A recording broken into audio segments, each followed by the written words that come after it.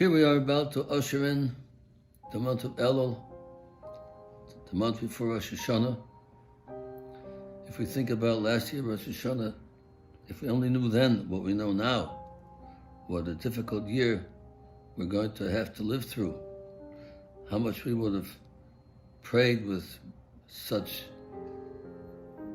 strong prayers to Hashem to spare us, to make the year go well. Well, we didn't know that last Rosh Hashanah. We didn't have that extra drive, push for us to do what we had to do if we only knew. But now, we do know. Now we're in the midst of a difficult year. It hasn't ended yet, the problems.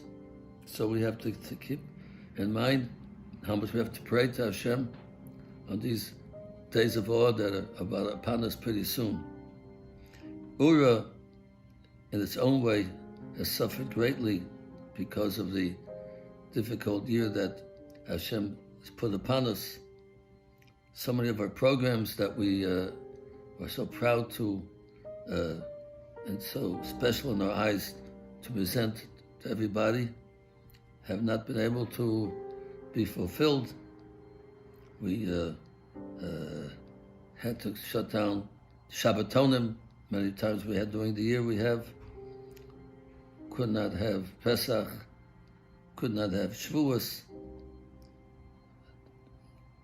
the men's retreat, the women's retreat, the Rebbitzins Shabbaton, and the Torah spot. All these things plus more have been canceled because of the whole situation. But we have to keep in mind, realize that the staff of Oorah and volunteers worked through the winter, all these months, to try to supplement that which was not being offered through technology, programs that they worked hard to present to all of our Oorah people to try to keep the momentum going. What a great job they did to keep it going. Now, this summer, we've been again challenged greatly. Our grounds where we have our camp every year has been shut down. We weren't having a camp this year because it's against the law to have children come to camp, but we're having families coming, adults, which according to the law is permissible under the proper precautions. For whatever reason, that was closed down. We're thrown out of the campgrounds, even though we weren't having a camp. We were having families and adults coming, but not getting into details. But that's been a great blow to us because we were keeping the guidelines that we're supposed to keep. But this was very upsetting to us. But now we've been hit with this terrible tragedy of this fire that happened in the girls' camp, destroying a good part of it, the whole kitchen, the beautiful dining room that Oorah had for so many years.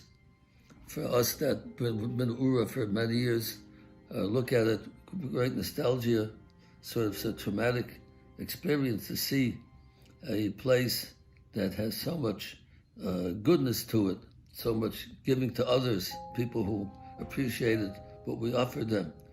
All the camps that we had there, we started originally the boys and the girls. We used those grounds for camp, 1 month boys, 1 month the girls. And of course we got the second place for the boys, so that whole summer was for the girls. Now we're using it for the adults, like we said before, and for families. And see it go up in smoke. I personally am very upset by it. All the hours I spent over there, and all the camels, thousands of camels I gave out to the kids, asking them Torah questions, and seeing their great glee on their face when they won a prize, and they were having a good time answering quiz questions from the Torah. It's very upsetting to see things like that just disappear through a fire. But as Jews, we're not going to just sit back and be upset by it. traumatized by it. Like Jews throughout the generations, we get up and we fight back, and we, for Hashem, with God's help, we're successful.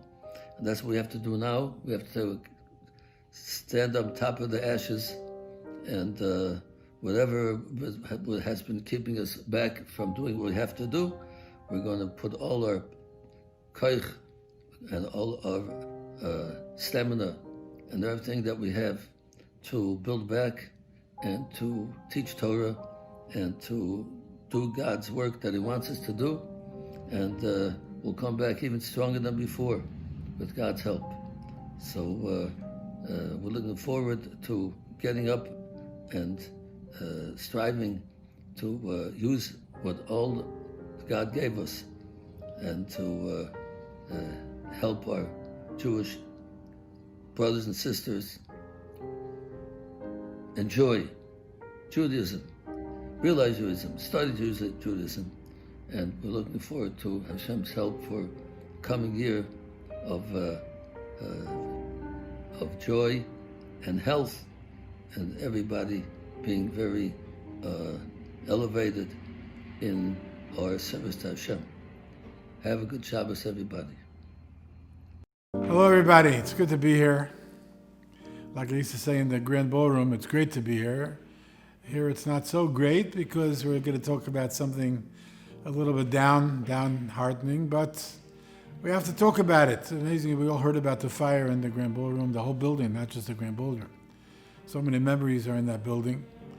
First, I want to say that a lot of people say today we're living in uncertain times. People say that, at the time of the corona, the virus, people don't know. Masks are good, are they not good? Social distancing, not social distancing. People don't know really. So even though people say it's uncertain times, I have to really correct that. It's not uncertain times. Every time is uncertain. We have to remember Hashem runs the world.